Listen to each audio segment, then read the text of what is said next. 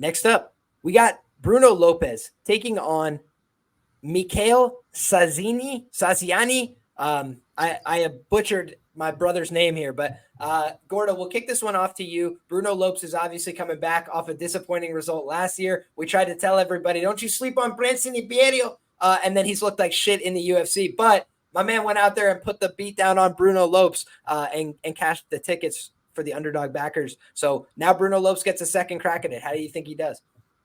Yeah, Lopez is going to be that familiar face in this matchup. Was a huge underdog in that last one because he is someone who has had some success. As a former champion over there at LFA, he has shown that he can be very dominant. He's a guy who does have the ability to go out there and look very good from top control, even work in some strike in the feet as well, but can dominate in those clinch positions, can look very good from those aspects there. He is going to be the A side in this matchup and someone who has been led up to another favorite spot, and it comes down to seeing, can we find some value going against him here? Now, I want to preface this breakdown by saying if we had UFC 5 players, if we were able to control Bruno Lopes and go out there, I think he can very easily win this fight at a very high clip. I think he has the ground game. You look at a guy like Sazhiniani, he's someone who I don't think has fought the best level of competition. I don't think who has the best ground game, someone who is a smaller stature, but a guy Sazhiniani who will throw very explosive shots. And I think when it comes down to it, if we had full control of these fighters, Bruno Lopes has the skills to take him down to the ground and have his way with him down there. And I do think for that reason, he is someone who is favored in this matchup because of it. But when we look at the way these two want to go out there and exchange, I think it leads for a lot of very interesting opportunities from the Georgian fighter here in Sazhiniani. He is a guy who is very powerful, 12 of his 13 wins by knockout, and 10 of them coming in the very, very first round.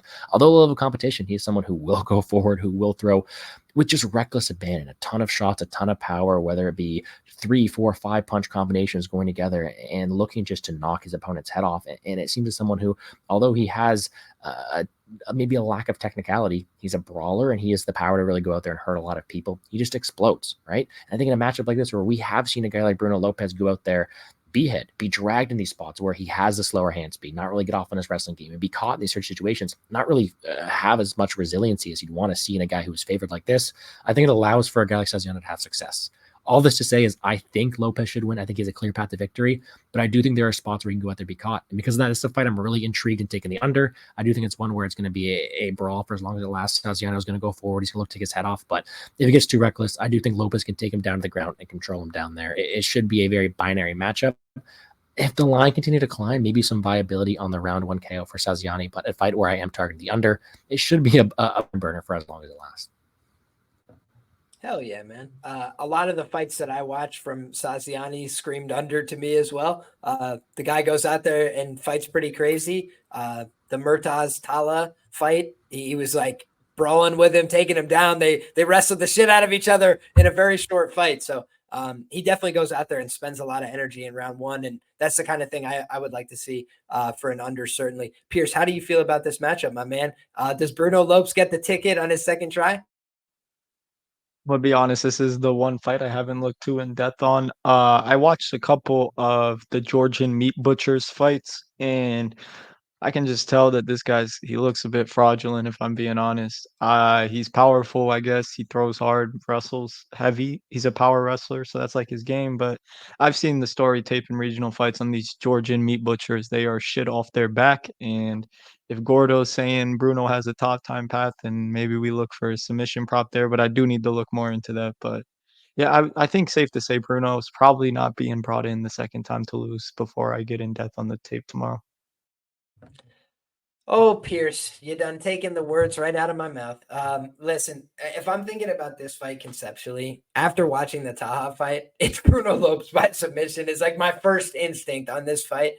It looked like he had never been in like a belly down armbar situation before. Like the guy just was like out of his depth, and then Taha's hitting him with the mouthpiece and like kicking him after the fight, like just unbelievable. And the announcer's so biased for Taha as well. Everything going against my guy. No favors done for him, but you just look at him and he looks like a very like stiff fighter, which is the problem with Bruno Lopes, right? He's like a stiff fighter. He's like awkward and upright on the feet. That's where his biggest liabilities are. And that's why I liked Branson Imperial. He's a guy that's going to go out there and like try and knock your head off. That's all he does. So it's like he might, try a little bit on the ground or whatever if he gets taken there. But like basically he's a knockout artist. That's what he does. So it's like he's going to go out there and swing. I was like, yeah, Bruno Lopes just keeps his head right there. So to your point, Gordo, in terms of the under, like it could always happen. He's a knockout waiting to happen. In the UFC, he will get knocked out again, but he does also have the skills to win fights, right? Like he could go out there and decision somebody, pressing them into the fence, taking them down along the fence line. And he was minus 800 against Brenton Iberio last time, who I do think is a more dangerous striker than Mikheil. I think that Mikheil, the danger for Bruno in this fight is just getting into like brawling exchanges, because then it becomes a 50-50 fight, right? And then you're not getting value at the number. But if he goes out there and pursues takedowns, based on what we saw in the Taha fight, I don't think that this guy's wrestling is as good in reverse, right? Like he can go out there and get a takedown, but number one, he's not holding good guys down, I feel, right? They're getting back up to their feet. And then it's like, what happens when he gets an extended wrestling exchange as Taha redrags him, gets on his back, and then instantly falls into a submission? Like it just did not look good transitionally. It looked like he was like 2 steps behind. And in terms of a Brazilian Jiu-Jitsu black belt, like he should be able to go out there and do whatever the fuck he wants to this guy if the fight is on the mat and he's on top. And so for me, I don't think his wrestling is like bad. Like I think Bruno Lopes can go out there and wrestle with guys. That's not his problem. His problem is he gets knocked out and exchanges a little bit too much. So it's like, that shouldn't be the problem here, I feel.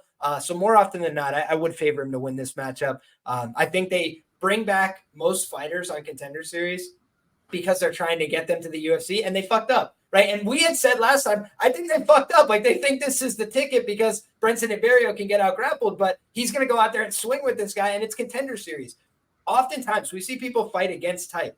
If you've already got knocked the fuck out on Contender Series once, you're going to come out there and be like, I'm ready to show off my boxing.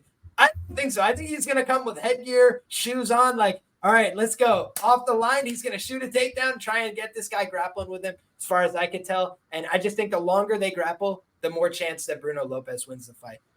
So ultimately, that's my read on this one. And does anybody else have anything they want to add here? I'll just add on to that one there too. We talk a lot about his last performance, right?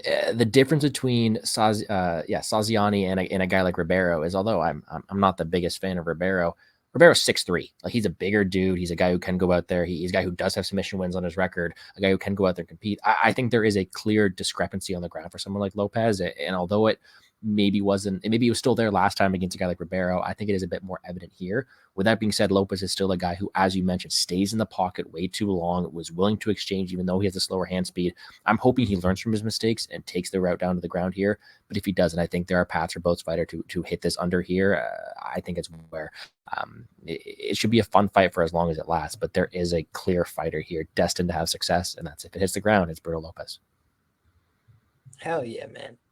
Bruno Lopes by sub if it opens at a good price. That's probably the thing I'd look for here.